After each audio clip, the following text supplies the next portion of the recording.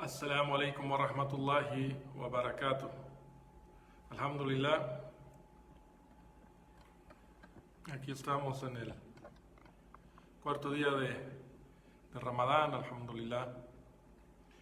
Y quiero, inshallah, continuar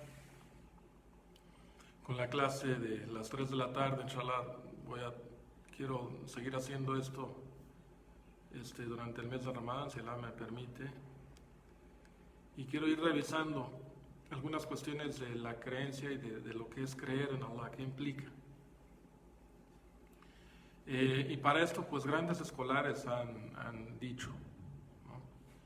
Y han resumido cosas del Corán. Les estuve explicando en la última clase que hubo un desarrollo realmente, como una cadena de refutaciones para la creencia, ¿no? Empezaron ciertos grupos en las primeras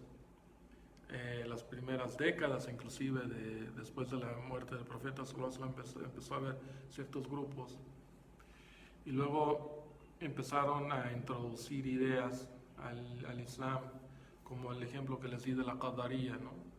Y que el hadith famoso en el que el ángel Gabriel llega y interroga al profeta Muhammad sallallahu alaihi wasallam, y que explica,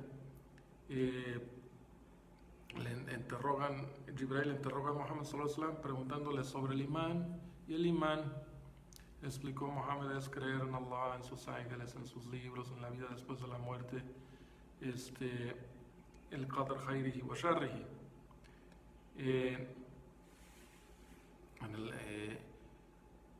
Esto surgió porque Omar ibn Khattab narra Abdallah, hijo de Omar, narra este hadith, como les expliqué ayer, a raíz de una pregunta que le hicieron sobre un movimiento que rechazaba el Qadr. Entonces, Abdullah ibn Omar narra este hadith especificando el hadith continúa y es un hadith relativamente largo, pero dijo: Antu'minu billahi wal malaikati wa kutubihi wa rasulihi wal yawmil ba'da al maut wal qadr al khairihi wa sharrihi, y que creas en el qadr al khairihi wa sharrihi, que creas en el qadr, porque en tiempos de Abdullah ibn Omar venían unos de Siria quejándose de unas personas en Siria que negaban el qadr. El nombre de esta persona que empezó este movimiento es conocido. No se me queda del todo. De hecho, el director de la UAMI de hace muchos años, que falleció, que la tenga clemencia, se llamaba con eso, pero no importa.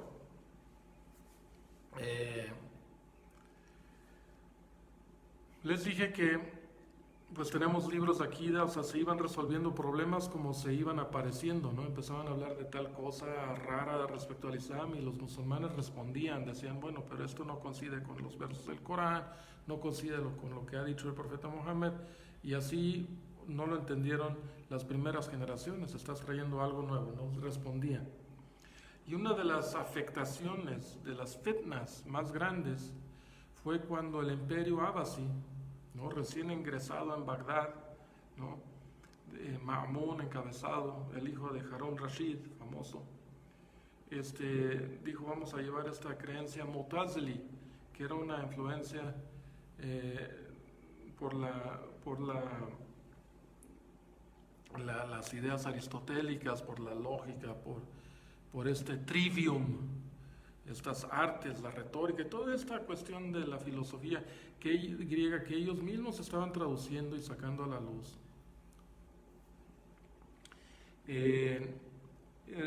Requirió refutas. El emperador o el líder musulmán, el califa, dijo: bueno, esta es la creencia que creemos que es la más adecuada, una creencia que eran de los Mu'tazila.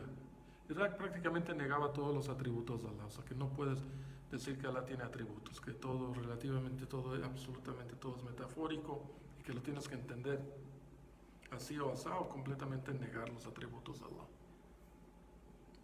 Estoy simplificando la cosa. Y uno de las pruebas que iban un comité de, del gobierno abasí a las casas de los escolares musulmanes y les preguntaban cuál es tu postura respecto al Corán, ¿es creado o es la palabra de Allah? Entonces, los escolares debiesen haber defendido en su mayoría de que pues es la palabra de Allah, pero no fue así. Pocos le buscaron porque si no pues te encarcelaban. Y el gran defensor de la Sunna fue Ahmed bin Hanbal. Y ya les expliqué esto, nomás estamos haciendo un pequeño repaso. Y Ahmed bin Hanbal estableció realmente un retorno al Corán y a la Sunna. Tuvo sus jutbas, venían más de 50,000 personas a escucharlas, ¿no? Y se repetían, o sea, en las filas, se repetía cada 15, 20 filas, repetían lo que iba. Y sus, en las jutbas no se hacía esto, ¿va? Pero en sus pláticas también decían que llegaban miles de personas a sus pláticas y que se apretaban ahí para escuchar, pero que llegaban miles de personas.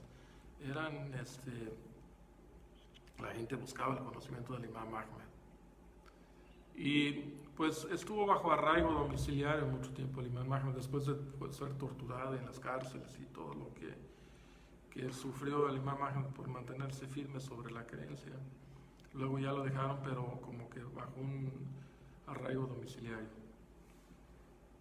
Y posteriormente, después de Mutawakkil, ya se alivianaron los abasí y aceptaron la doctrina de Hanbalita, la doctrina de Imam Ahmed bin Hanbal, como la correcta. Entonces, tenemos nosotros libros de Akida tradicionales, ¿no? Compendios, pequeños tratados de qué es lo que debemos de creer. Entonces, los sabios han hecho tratados y han respondido a cosas nuevas que van apareciendo. Imam Ahmed es como que el pionero en este aspecto, aunque hubo cosas anteriores, ¿no? Y tenemos la fuente, la matriz de todo, pues que es el Corán y la Sunna. Luego vendían la época de los muhaddithun, de los grandes muhaddithun, y por ejemplo el libro de Tawhid del Imam Bukhari para mí es uno de los libros más completos, con más de 180 hadith sobre estos temas, y está respondiendo a todas las ideas de ese tiempo que perseguían a su hermano, a su imam, su maestro, Imam Ahmed bin Hanbal, porque él estudió inclusive con Ahmed bin Hanbal, y defendía este último libro de Sahih Bukhari, el libro 97, hay que leerlo. Y es un libro realmente, un tratado de Akida, pero puro Qala Allah wa Qala Rasul, todo lo que pone versos de lo que ha dicho Allah y lo que ha dicho su mensajero sallallahu alaihi wasallam. Y se nombró el libro Kitab al-Tawhid. Y hubo varios Kitab al-Tawhid en la historia, ¿no? Algunos efectivos como el de Abu Huzayma, pero otros no tanto, como el de Maturidi, por ejemplo, escribió uno de sus libros de Akida, era At-Tawhid. Imam Ghazali también hablaba de Tawhid, pero el Tawhid era diferente, no era como ya les expliqué en la primera clase cómo entender el Tawhid. Y pues después de los Mu'tazila llegaron unos reformadores a la ideología de los Mu'tazila, que fueron los Ash'ari, y luego estos tuvieron sus altas y bajas, ¿no? Desde Abu Hassan al-Ash'ari, al-Biqalani, y luego al-Juwayni también añadió algunas y escribió un libro sobre Akida. La que influyó, ya les expliqué, en la Nizamía, Akidat al-Nizamía, la Akida de estas nuevas universidades, instituciones que los Seljuk con Nizam al-Mulk formaron, y de ahí se fueron. Al-Juwayni fue maestro de Al-Ghazali. Al-Ghazali abrió una de estas Nizamías, la Nizamía de Bagdad, y también promovió sus ideas con el Ihya Ulumuddin, con su creencia de Ulumuddin. Esto fue en el siglo XI, ¿no? Murió en el siglo XII Ghazali. Al-Razi murió un poquito más tarde, y él también escribió. Y Imam Ibn Taymiyyah llegó ya mediados del siglo XIII, cuando recién había caído y fue conquistado, devastado, fue triste cómo entraron los mongoles a Bagdad y destruyeron todo, las bibliotecas, había bibliotecas muy importantes en esa época y fueron destruidas, completamente destruidas, como todos, millones de muertos, ¿no? La ciudad fue destrozada, fue muy traumante. Y entraron los hijos de Genghis Khan, uno de los hijos, y de ahí se estableció el reinado el Khan, ¿no? El reinado de los Khan. Y bueno, este reinado primero pues era kafir y luego se hicieron muslim, pero no se entendía, uno era shia y todavía seguían costumbres y leyes de ellos mismos. Y fueron momentos que de repente hay cierta semejanza. Por eso vemos que algunos de los grupos un poco radicales de hecho, y han tomado mucho de los principios han tomado algunas cosas de Ibn Taymiyyah porque él escribió respecto a esa condición cuando estaban viviendo en un califato. Les expliqué que el libro que vamos a ver, Aqidat al-Wasatiyya de Ibn Taymiyyah, es un pequeño tratado porque alguien de Wasat en Irak llegó y le preguntó y le pidió que le escribiera un pequeño tratado de creencia porque había muchas ideas y le escribió un pequeño tratado que escribió entre el Azhar y el Maghrib. Este tratado se llama Aqidat al-Wasatiyya y después Ibn Taymiyyah comentó que al ver que se había divulgado le explicó cómo fue que lo escribió, ¿no? Entre el Maghrib y entre el Azhar y el Maghrib. Y esto lo vemos en alguna de sus fatawas. Bueno, quiero leerles y realmente Ibn Taymiyyah escribió obras monumentales, ¿no? Se entró a fondo a muchas cuestiones de la gente del kalam, la gente de la retórica, a discutir sobre sus creencias, aunque eran muslims. Se metió a discutir respecto a los shias, se metió a fondo, ¿no? Y también a la gente del libro. Escribió mucho Ibn Taymiyyah. Y este pequeño tratado lo escribió. Ibn Taymiyyah fue muy perseguido también, tuvo muchos problemas porque mucha gente no lo quiso, no lo vendían.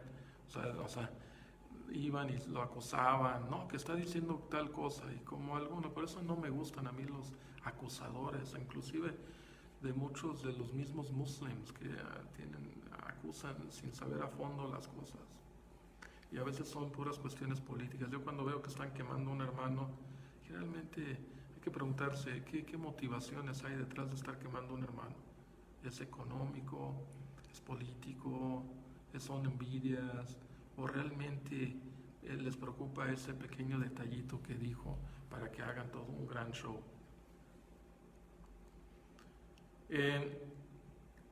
Alhamdulillah, me lo mandó el hermano Ahmed Barakallahu Fik. El hermano Ahmed me mandó, que no lo encontraba, encontré la traducción de Isa Rojas, cuando él todavía estudiaba en Medina, hizo la traducción.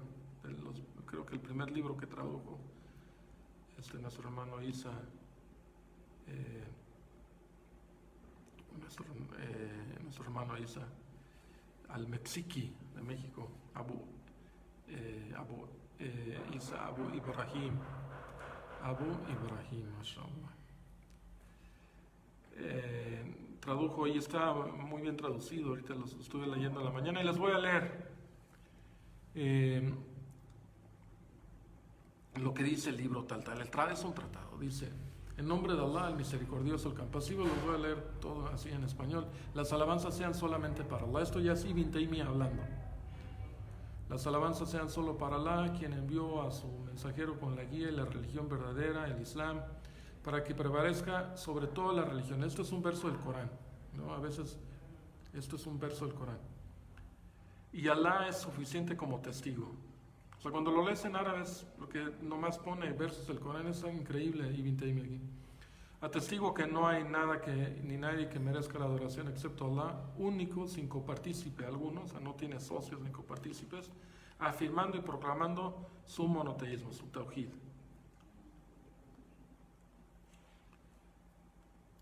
Atestigo que Mohammed es su siervo y su mensajero, que la paz y la misericordia de Allah sean con él, su familia y sus seguidores, de una manera incesante, o sea, mandar siempre salawatu wa salam, inna al-malaikati, o sea, inna Allah wal malaikata yusalluna ala nabi, ya ayyuhalladhina amanu sallu alayhi salaman tasliman, ¿no? Entonces, Allah nos ayuda. Allah y sus ángeles hacen salams, manden salams al profeta sallallahu alaihi wasallam.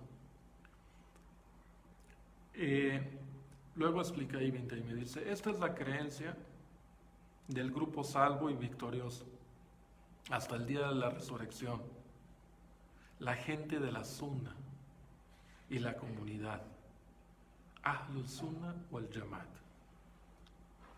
Y esta es la creencia en Allah, sus ángeles, sus libros, sus mensajeros, la vida después de la muerte y la fe en el decreto divino, tanto lo agradable como lo desagradable. Creemos que Él es quien lo decreta, Él es el que destina esto.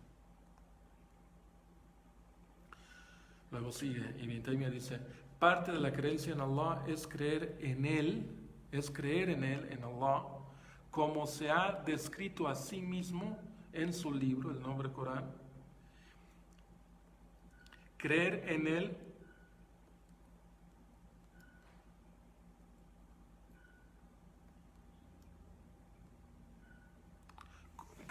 como lo ha descrito Allah, o sea, como Allah mismo se describe en el Corán y como lo ha descrito su mensajero Muhammad sallallahu alaihi wasallam en los hadith. Creer en ellos sin tahrif, sin tergiversación, sin cambiarla. Por ejemplo, clásica es estawa, no decir estaula, no, estawa, o sea, entender tal como fue la palabra en el Corán sin hacer cambios a las palabras.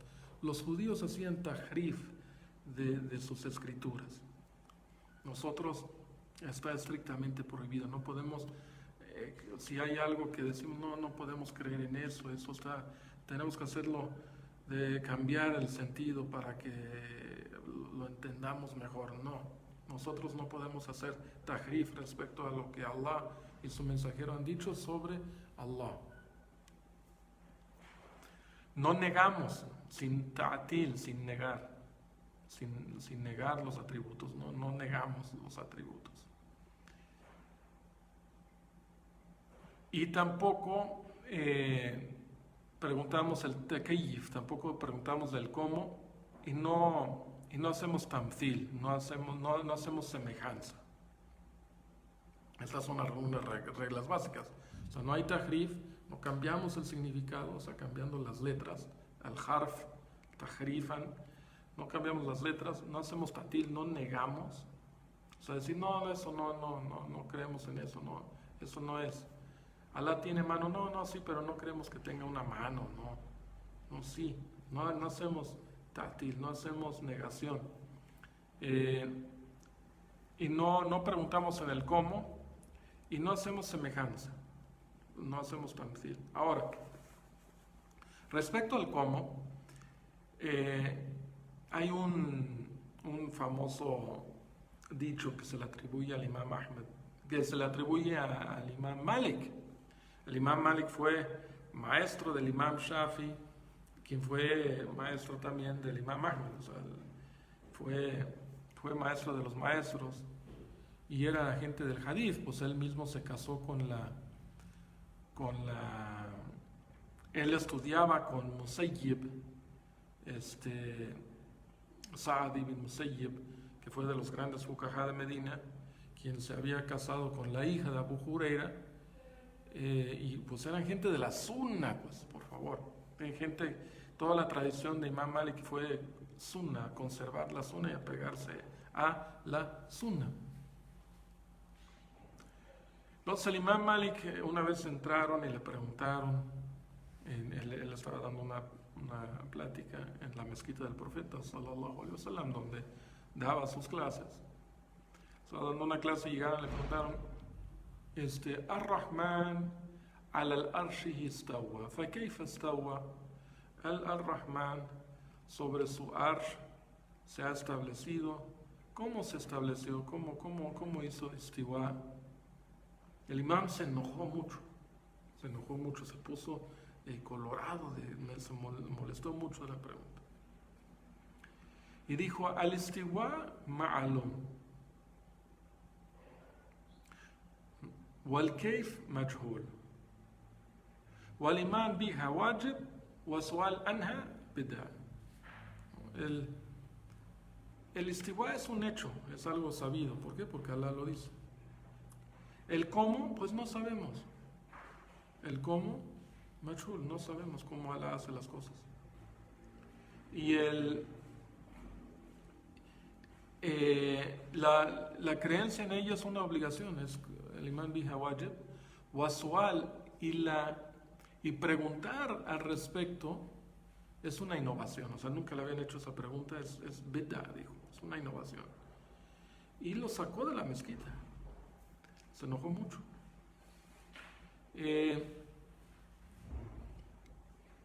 Entonces aquí también nos da unos parámetros el imam Malik de esta situación respecto. O sea, tomamos los atributos de Allah como Allah tawqifían, o sea, tal cual, o sea, como están en el Corán. Y tratamos de entenderlos como lo entendieron los salaf, los primeros salaf. Entendemos los atributos de Allah como lo entendió, como Allah describe en el Corán, como Muhammad sallallahu alaihi wasallam explica, y como lo entendieron los sahaba. Y ahí es como tenemos que entender los nombres y atributos de Allah.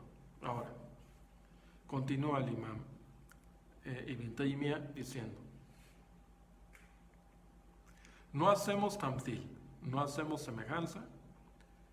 Allah dice en el Corán, Laysa kamithlihi shay wa huwa as-sami'u al-basir. No hay nada semejante a Allah y Él es todo oyente, todo vidente.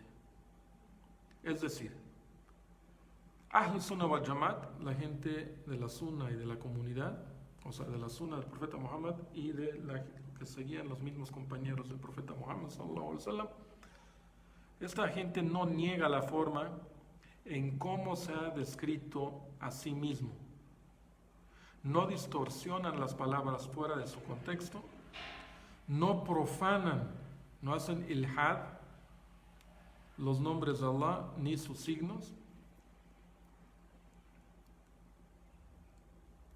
y no los acomodan a algo conocido, ni asemejan sus atributos a los atributos de su creador. Esto es un punto importante. Los Ash'ari, hoy en día la gente del Kalam, realmente acusan a los musulmanes por tener esta interpretación de antropomorfismo. Pero realmente, como decía Ibn Taymiyyah y Ibn Qayyim, escribió algo sobre este tema, caen en lo mismo ellos al quererle dar otro sentido, decir que es una metáfora, porque ellos se quieren poner al nivel de Allah para decir esto significa tal, entonces están antropomorfizando de igual manera, porque están tratando de hacer las cosas a nivel humano, están tratando de bajar lo que le pertenece a Allah, exclusivo de Allah, y están tratando de bajar, o sea, si Allah tiene una imagen, nosotros creemos que Allah tiene sura, tiene una imagen, y ellos dicen, no puede tener una imagen, porque pues nadie dice que la imagen es como la de un ser humano. Los musulmanes estamos claros en eso, pero ellos dicen es que con decir que tiene una imagen o que está sobre su trono, ya estás cambiando y alterando. Eso es lo que ellos están antropomorfizando, porque están haciendo semejanza, están creyendo que que la realidad de Allah es la misma que la nuestra y no es nada que ver. O sea, Allah está en otra dimensión, otra situación completamente, ¿no? O sea, Allah puede estar tan cerca como de nosotros como nuestra veno y yugular, sin tener que bajarse de su trono, ¿no? O sea, Allah, no hay que antropomorfizar, no estamos hablando de un ser humano. Sin embargo, afirmamos los atributos de Allah subhanahu wa ta'ala tal y cual están en el Corán y en la Sunna. O sea, no hacemos, ya vimos, no hacemos tahrif, no cambiamos el significado de las palabras, no hacemos ta'til, no lo rechazamos, decimos no, eso no es así. No hacemos taqayyif, no empezamos a preguntarnos, ¿y cómo Allah? ¿No? Como le hacen hoy en día. Oye, si Allah baja en la tercera parte de la noche en tal lugar del mundo, entonces en tal otro lugar. O sea, Allah no es como ustedes, no antropomorficen, no hagan mujassama. Odian eso la gente del Kalam que les hable así, pero así es. Ellos hacen antropomorfismo de cierta forma, como bien señala Ibn Taymiyyah, rahmatullahi alayhi. Y no hacemos tamthil, no asemejamos la creación con el Creador. Tratamos de entenderlo tal como lo entendieron el profeta Mohammed y los profetas anteriores. También en la Biblia vemos esto, ¿no? Y los judíos hicieron tahrif. Esto es un hecho que al estudiar yo los judíos, cuando tradujeron del griego, había una persona influida por la filosofía griega. Se llamaba, ahorita no quiero perder mucho tiempo tratando de recuperar esta información del nombre. Era un judío famoso y que fue en tiempos un poco después de Alejandro Magno, como 100 años antes de la venida de Jesús. Y él empezó a traducir del griego al arameo y le sacó todos los atributos de Allah que pudieran. Trató de sacar los nombres y atributos de Allah, porque decía que todo eso era metafórico, porque él había sido influido por el logos, el concepto de logos. Él introdujo eso a la cristiandad inclusive. Posteriormente él influyó sobre unas gentes y esas luego sobre los cristianos.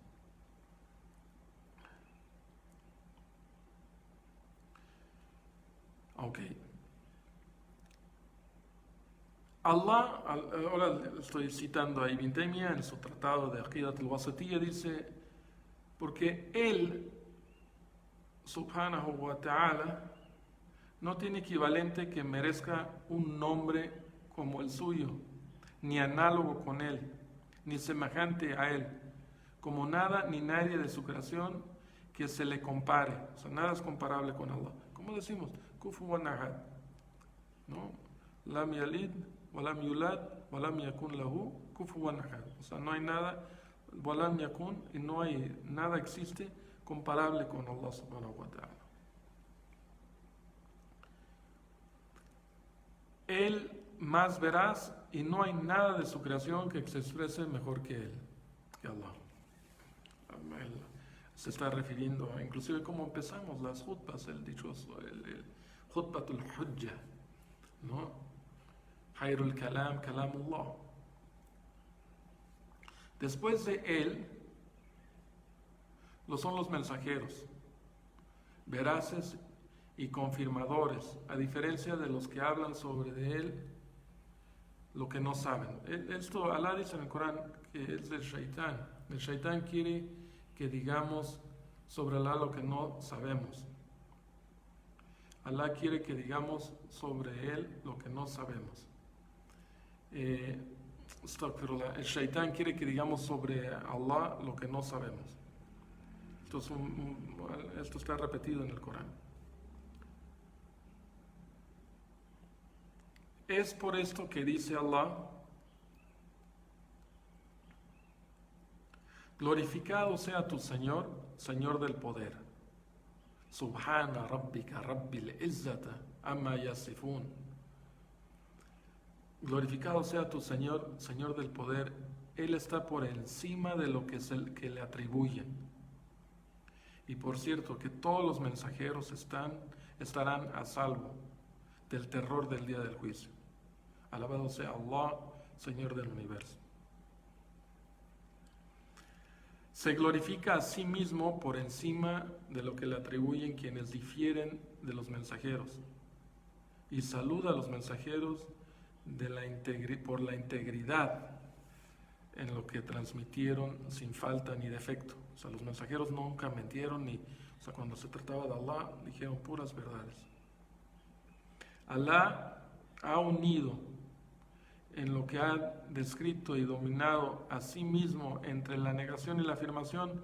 Por ello, Ahlus Sunnah wal Jamaat no se desvían de aquello que han traído los profetas, porque en realidad ese es el camino recto, el que todos los días en el Salat decimos Ihdina sirat al-mustaqim, guíanos por el sendero recto, el camino de quienes Allah ha agraciado, los profetas, los veraces, los mártires y los justos. Ahora, continúa el Sheikh Ibn Taymiyyah,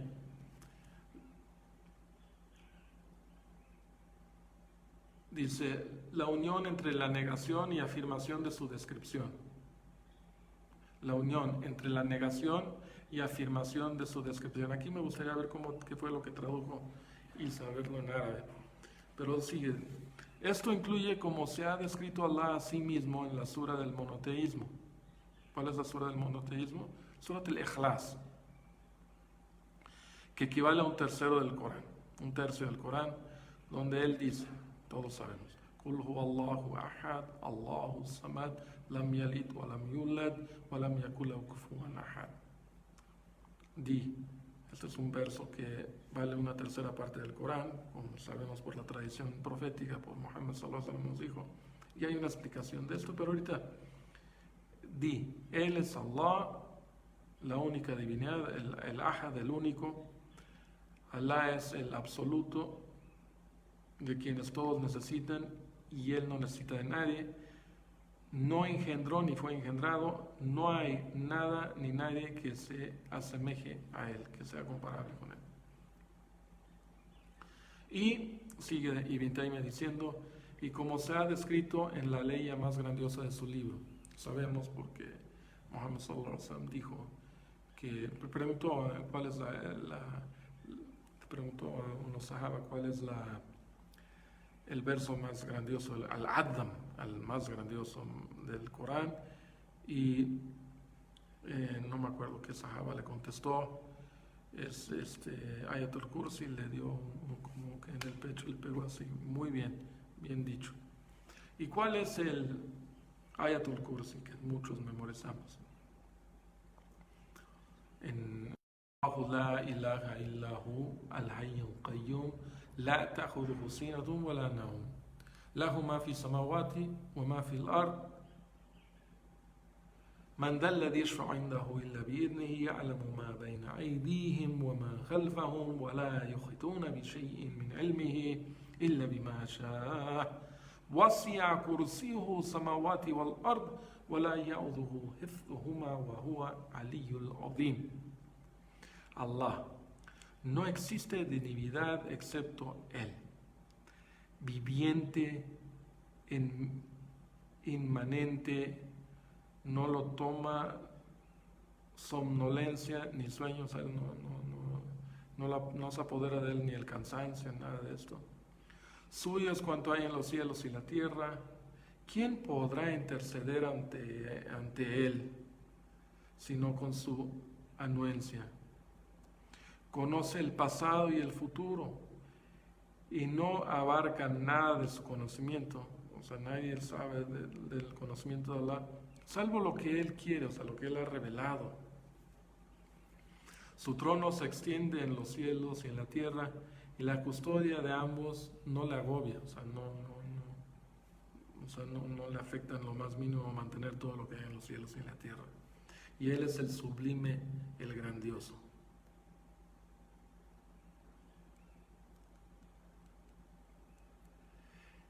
Es por esto que Allah protege a quien lea esta ley en la noche. El Shaitán no se puede acercar a él hasta el amanecer. Esta es una suna importante y es una historia bellísima. Bueno, la voy a platicar, no sé, no me quiero extender mucho, no sé cómo andemos de tiempo, no me parece la hora, pero ups. Parafraseando, pero el Abu Huraira se quedó cuidando. Sí fue Abu Huraira, estoy casi seguro, uno de los jóvenes de los Sahaba. Abu Huraira fue. Se quedó cuidando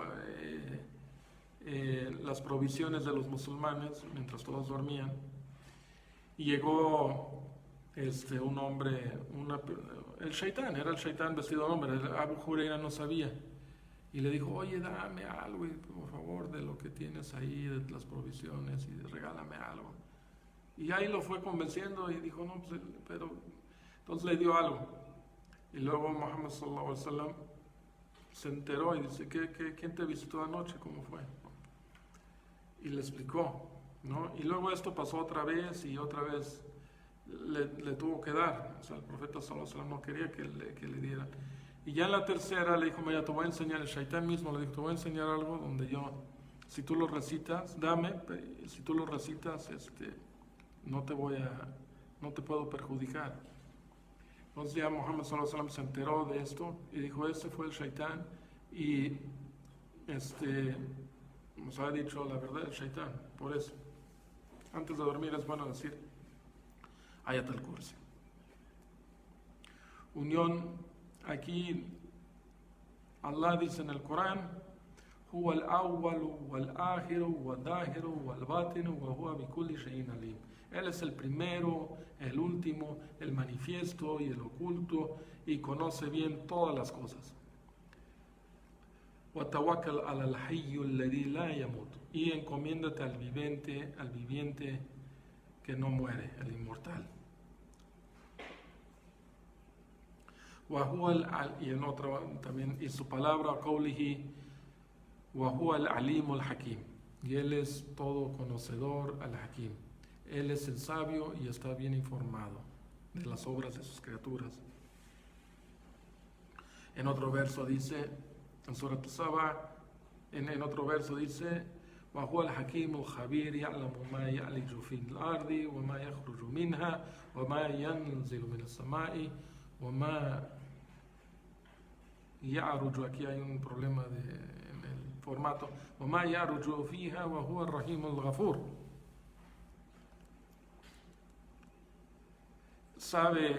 Les voy a en español rápido para que nos vayamos un poco rápido. Nomás les quiero dar una pasadita. Allah dice en Surat al-Saba, dice, sabe lo que ingresa en la tierra, la lluvia, las semillas, los animales, lo que surge de ella, lo que desciende del cielo y lo que sube hacia él, los ángeles y las obras de los hombres. En Surah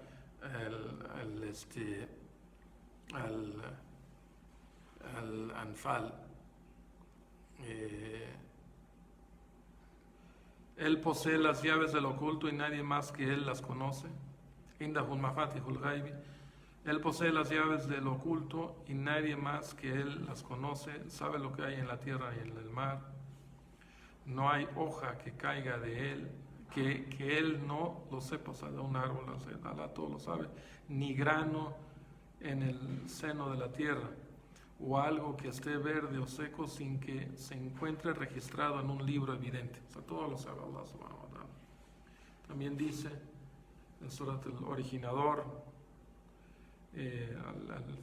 supongo que se habla en Surat el Fattah, Surat el 35. Aquí, ojalá y siempre nos mantuviéramos sobre como en la transliteración, o sea, tal cual, como viene en el Corán, los nombres del Corán, los nombres de los versos, los nombres de los capítulos.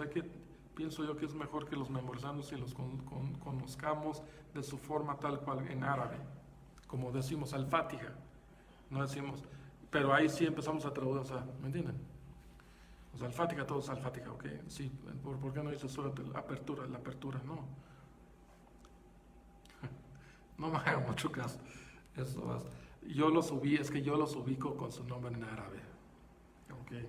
Ya cuando me ponen la traducción, pues no sé exactamente, pero وَأَنَّهَا تَحْمِلُ مِنْ أُنْثَى وَلَا تَدْعُ, y dice, y él posee las llaves del oculto y no concibe mujer alguna ni da la luz sino con el conocimiento de Allah, para que sepáis que Allah tiene poder sobre todas las cosas y que Allah todo lo abarca con su conocimiento. Allah dice en otro verso, Allah es el sustentador y Él posee un poder grandioso. No hay nadie, otro verso, no hay nadie. Por eso en árabe, como Ibn Taymiyyah lo escribió, porque es puro Qala Allah, o sea, no dice en sura tal, ¿no? O sea, nomás Qala Allah, y aquí está diciendo, y Qala, no hay nada ni nadie semejante a Él. Él es el omnioyente, omnividente. Otro verso. Qué bueno es aquello a lo que Allah os exhorta. Allah es omnioyente, omnividente.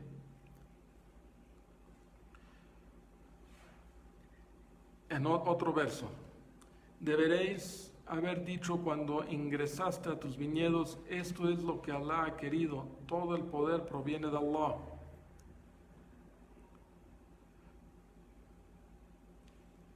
Otro verso, y si Allah hubiere querido, no se hubieran matado los unos a los otros, pero Allah hace lo que Él le place. Otro verso, se os ha permitido la red de ganado con las excepciones que se os especifican. La caza no os está permitido mientras estéis consagrados a la peregrinación. Allah dispone de lo que le place. O sea, aquí está hablando de iradatullah, de la voluntad de Allah.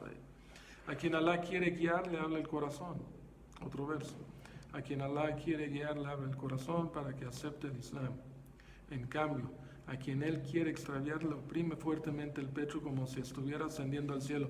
Mira, este verso es increíble, es un verso científico. Pónganse a pensar aquí. A ver, se los voy a decir en árabe. Y luego les voy a traducir. Quiero a ver ustedes que se pongan a pensar en eso. فَمَنْ يُرِيدُ اللَّهُ أَنْ يَهْدِيهِ يَشْرَحْ صَدْرَهُ لِلْإِسْلَامِ وَمَنْ يُرِيدُ, aquí está otra vez mal, أَنْ يُضِلَّهُ, está mal, las letras están sueltas. أَنْ يُضِلَّهُ يَجْعَلْ صَدْرَهُ ضَيِّقًا وَحَرَجًا كَأَنَّمَا يَسْعَدُ فِي السَّمَاءِ. Esto es increíble, hermanos. En cambio, o sea, Allah guía a quien quiere hacia el Islam. Cuando Allah quiere guiar a alguien, Él lo guía.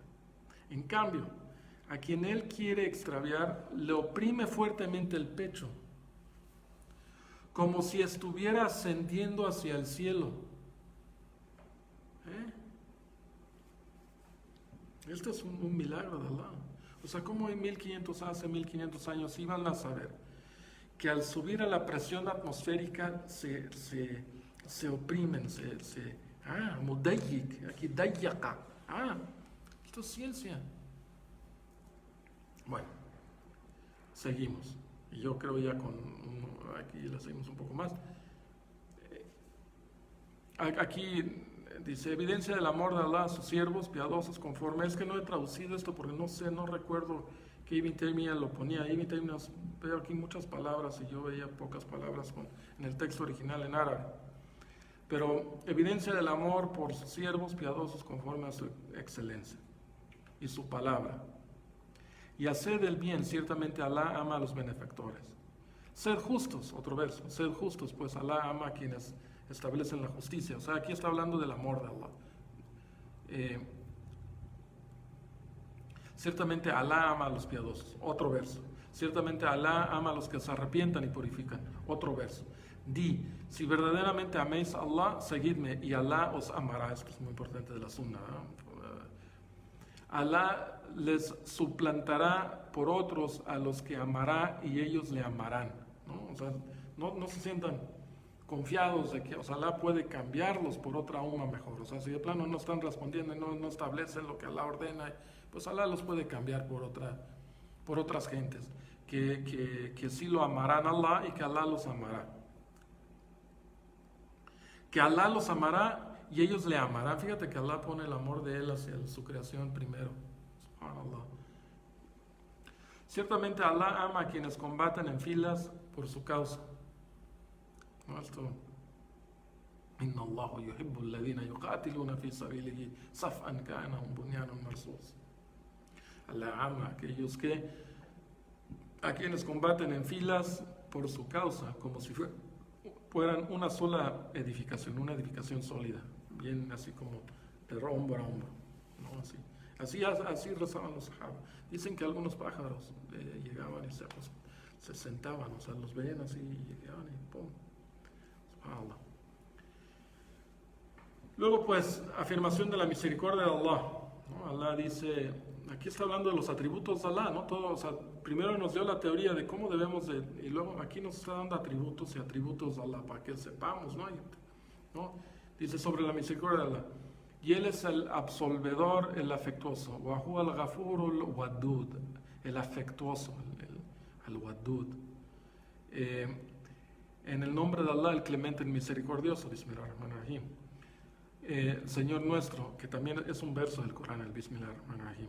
No es solamente lo que va antes del verso, o sea, es un verso en Surat pero también está Bismillahirrahmanirrahim en medio de una sura. Y Él es el misericordioso, en el Surat las hormigas está el Bismillahirrahmanirrahim. Él es el misericordioso con los creyentes. Otro verso, pero sabed que mi misericordia lo abarca todo, o sea, está clemente y misericordioso sobre todo. Vuestro Señor se ha impuesto a sí mismo la misericordia. O sea, kataba alayhi rabbakum ala nafsihi ar-rahma. El Kitab al-Tawhid del Imam Bukhari explica esto de una forma maravillosa y mete hadith también explicando. O sea, me pone versos y hadith, versos y hadith. Es para mí, todo muslim debe leer Kitab al-Tawhid del Imam Bukhari. 130 y tantos hadith. Debemos de estudiarlo, quiero yo, porque no lo tenemos. Isa Amar, nuestro hermano de Bolivia, tradujo una versión, un resumen del Bukhari, pero no sé si eran Ashari, porque los Ashari la gente del Kalam no es de que no sean musulmanes, o sea, la gran mayoría de los musulmanes son Ashari, pero no quiere decir que estén sobre lo correcto. Pero tampoco quieres, o sea, no son, hay que tratarlos como muslims, son hermanos, pero tienen sus fallas en teológicas, eso sin duda. Pero sabed, otro verso, el misericordioso con los creyentes, otro verso, pero sabed que mi misericordia lo abarca todo, pues, otro verso, vuestro Señor se ha impuesto a sí mismo la misericordia. Y Él es el absorbedor, el misericordioso. Allah es el mejor de los custodios, Él es el más misericordioso. Su complacencia, ira y castigo conforme a su majestuosidad. Allah se complacerá con ellos y ellos con Él. Quien matare a un creyente intencionalmente será castigado con el infierno eterno. Incurrirá en él la ira de Allah, la'anatullah, al-ghadab Allah, ¿no? Por eso pedimos en el Surat al-Fatiha, decimos, Ihdina sirat al-mustaqim, sirat al-ladina an'amta alayhim ghayr al-maghdub. El maghdub, no de aquellos quienes han recibido el enfado, al-ghadab de Allah. Al-ghadab, wa ghadab Allahu alayhi wa la'anahu. Bueno, doble, ¿no? O sea, este verso, subhanallah, quien matara a un creyente intencionalmente será castigado con el infierno eterno. O sea, subhanallah. Por eso estos grupos como ISIS, o sea, ¿cómo logran justificar? O sea, leer esto y justificar. Porque los interrogaban, ¿no? Y Muhammad sallallahu alaihi wasallam, sabemos, o sea, uno que apenas nomás dijo shahada nomás para salvarse la vida en época de guerra y aún así lo mataron. Y Muhammad sallallahu alaihi wasallam, ¿qué dijo? ¿Qué le abriste el corazón para ver si nomás lo dijo para salvarse? Cuando era muy evidente esto, de que pues, lo dijo en el momento así, ya dijo la ilaha illallah, sabiendo que con decir la ilaha illallah a lo mejor, pero aún así lo mataron. Y Muhammad sallallahu alaihi wasallam se enfadó muchísimo al enterarse de esto, porque el convenio, que la ilaha illallah es tu convenio, la shahada. O sea, estas tenían como retenes estos en Irak y en Siria y paraban para ver qué te cuestionaban, te preguntaban cuál es tu... Y los dos grupos hacían, tanto los shias y...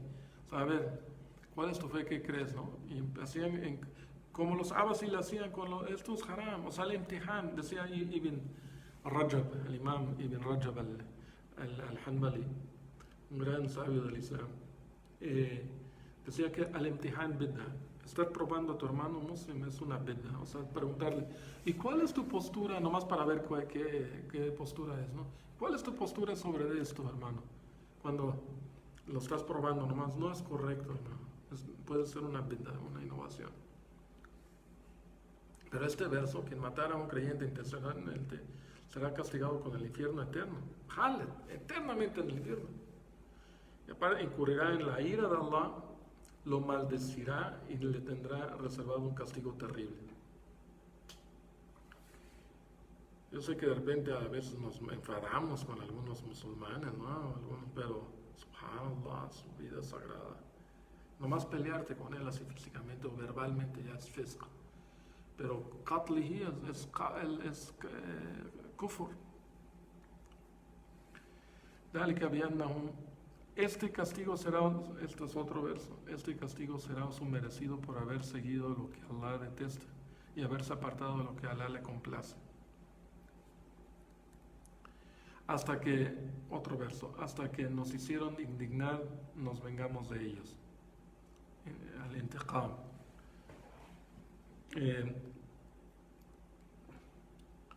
A Allah le desagradó enviarlos y los detuvo. Otro verso. Es muy aborrecible para Allah que digáis lo que no hacéis.